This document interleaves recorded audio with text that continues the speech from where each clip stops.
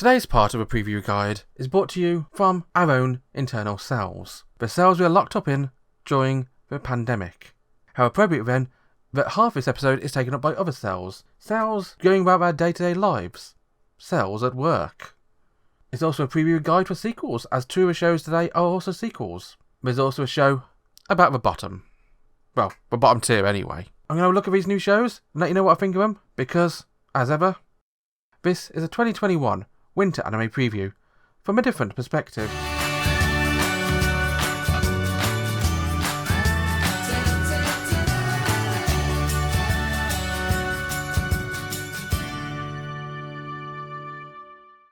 The body is a magical, mystical place in a lot of people's eyes, but not in the eyes of cells at work, where it's just a general workplace where a bunch of folks get together and do their day jobs to keep the human body working.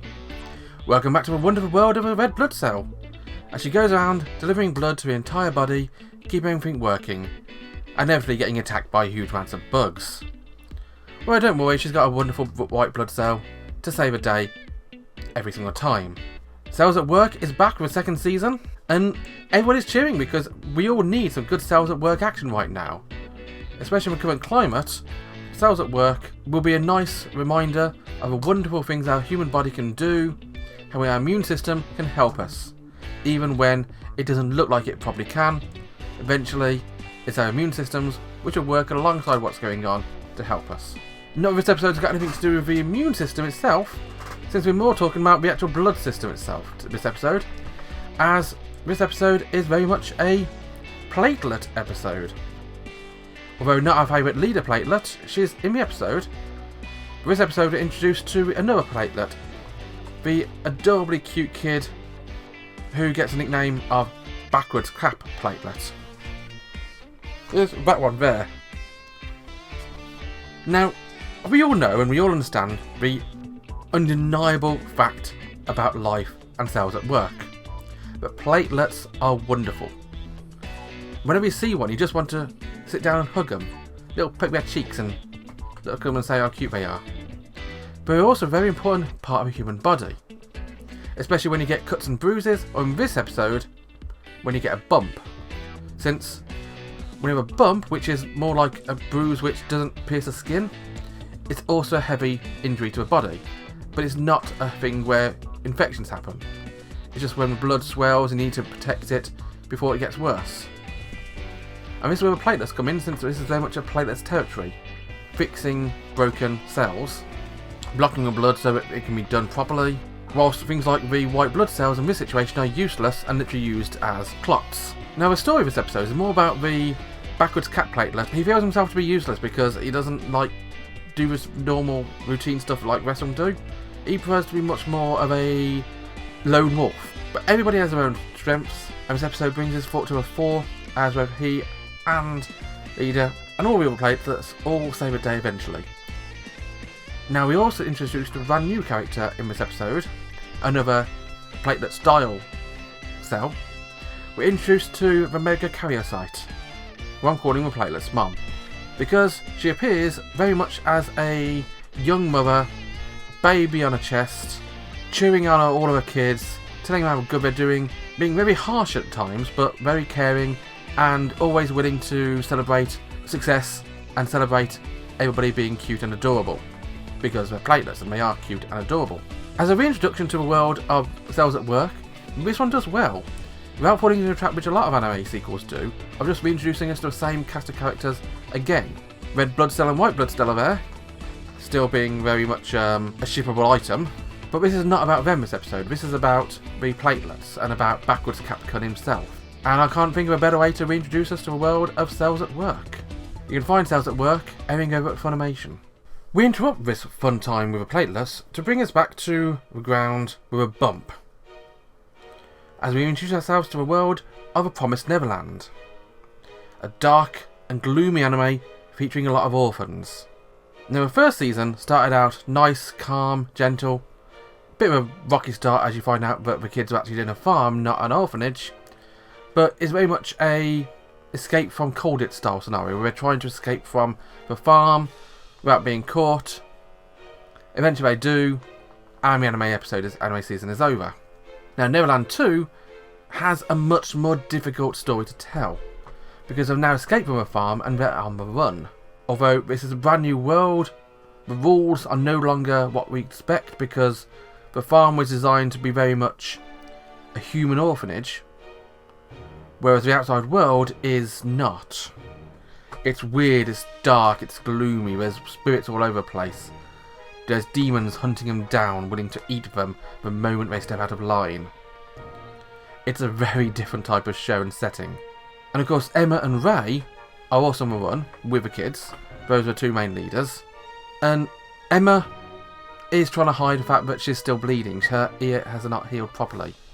And that comes back to bite her throughout the episode as well. As they end up having to try and run away from these demons, who finally caught up to them, only for them to be split up, and Emma to go chasing down Ray, the other one, who's acting as kind of like a diversion. Now this is where the show gets really interesting, because they do end up getting rescued on the verge of being defeated and being captured again, to be taken back to a farm or worse. They are rescued by a guy on horseback and a girl. This is all well and good until the end of the episode comes across and you learn something interesting. These guy and girl are also devils. This guy and girl are also demons. But why these demons rescued them? We don't know, because the episode ended at that point. Promised Neverland has always been a bit of a dark affair, and Season 2 is going to be darker because it's much more adventure than it is escape now. I'm sure these new characters are going to have a big impact on the way the season goes forward. Will it be as good as Season 1?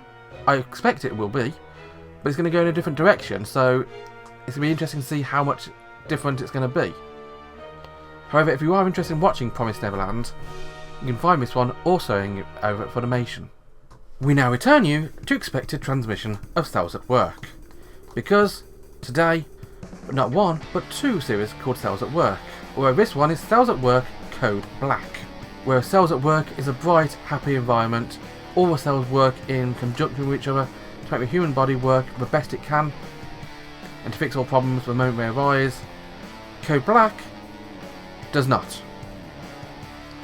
Code Black is very much the after-hours version of Cells at Work, taking place in a very unhealthy body, and taking a look at some of the more gritty areas of the body. No nice and happy places like the original series took us to, although some episodes were very, very dark in that one as well. Of course, being a different body, we got different cells. Our main character is again a red blood cell, where this time it's a male red blood cell, and he's a bit geeky, a bit nerdy, a bit enthusiastic for his first day in work. He sure fell into a slump straight away, didn't he? As he was introduced to a realistic world he was brought up in. His fellow red blood cells, his senpai, are less enthusiastic than he is. Some of them are just job slaves, where some of them are just slackers willing to work you to the bone to get your job done.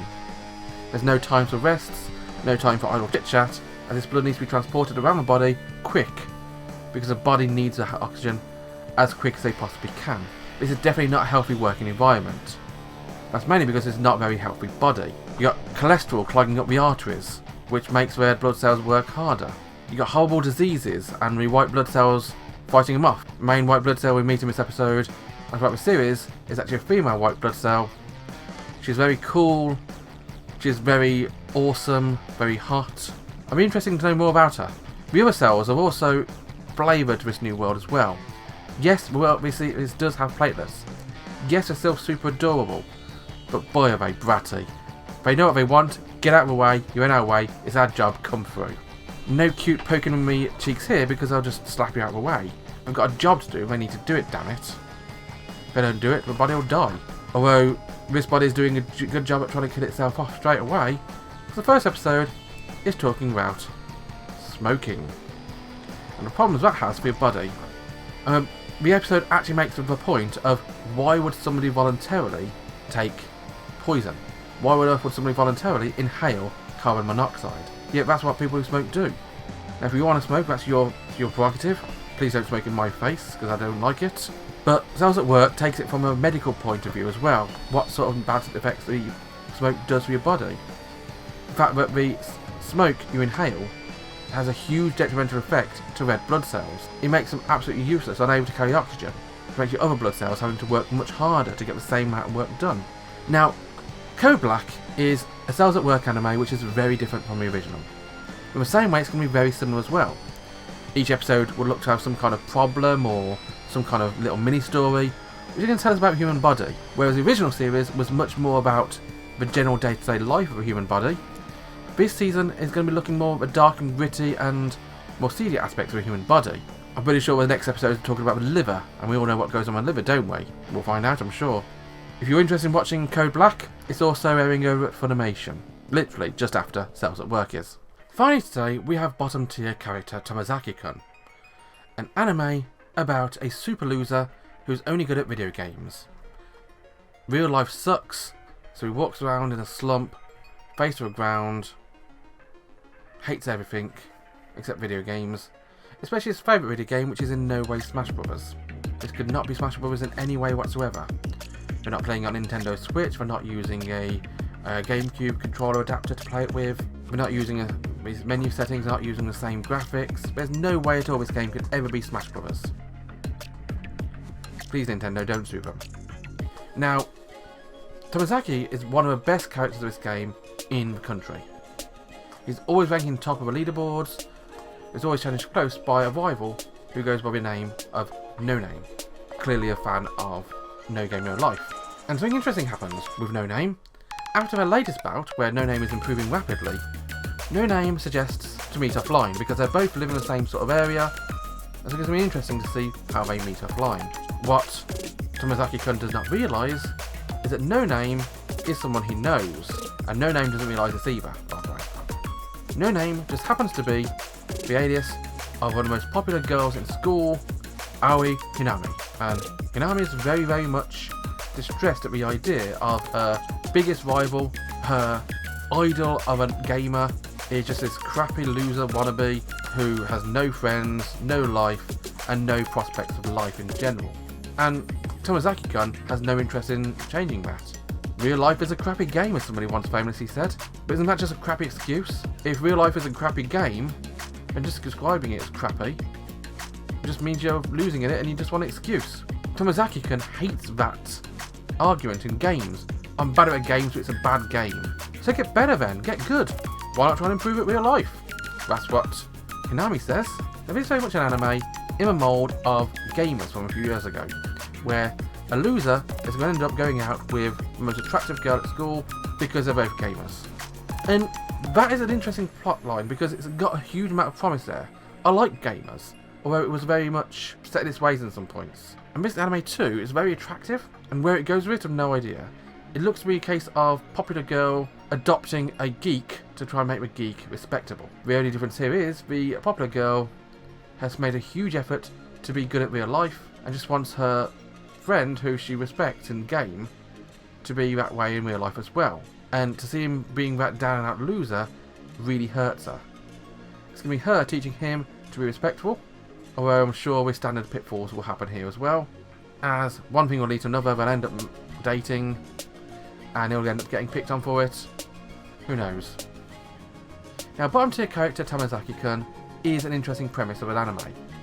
The main character bugs me more than a little bit, and the main girl is very much straightforward, popular girl teaching a geek to be not so geeky. But that's not always a bad thing. Sometimes the best anime come from such straightforward plotlines as this. Now, bottom tier character Tomozaki-kun is an anime which I'm probably going to go back to. It's a good one to watch, but I'm not going to recommend it as a green title. It has a potential, but it also has a potential to just stop in its tracks and not really go anywhere. If you want to try this one, I recommend at least giving it a try over at Funimation. Definitely a day for expected surprises. Definitely a day for some interesting new shows. Some worth watching, some worth trying, all interesting in their own ways. But what did you think about the new shows? Let me know in the comments, and join me next time when I look for more new shows. Until then, thanks for watching, and bye bye.